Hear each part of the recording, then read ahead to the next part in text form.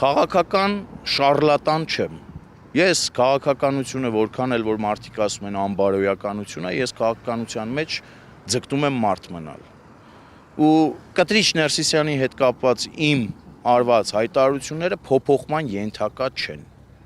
Իբրև հավատացյալ եմ ասում, իբրև հայ առաքելական եկեղեցու հետևորդ եմ ասում։ Ավելին, իբրև թեկնածու ես ունեմ ծրագրային դրույթներ, որոնք ուղիղ առնչվում են Կտրիչ Ներսիսյանի կամ նրա կողմից գլխավորող ղեկավարվող հիմնարկի հետ։ Մայրաթոր Սուրբ Էջմիածնին։ Այ օրինակ մենք հիմա որ խոսում ենք,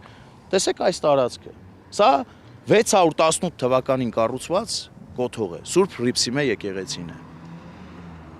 Ետնամաս այս ողջ տարածքը նշանակությամբ այգի է։ Իդեպ այս այգին, որի հետքը երևում է, ակնհայտ է, որ այստեղ այգի է եղել, այնտեղ նստատեղեր կան, առանձնացված գոտի կա, սա սովետական միությունն է տվել։ Այն սովետական միությունը, որ որոշ հոգևորականներ դրոշակ են դարձել, որ իրենց բռնաճնշումների է ենթարկել։ Սովետական միությունը տվել է այսպիսի այգի, որը հիմա վերածվել է աղբանոցի, կանաչ գոտի բացարձակ չկա։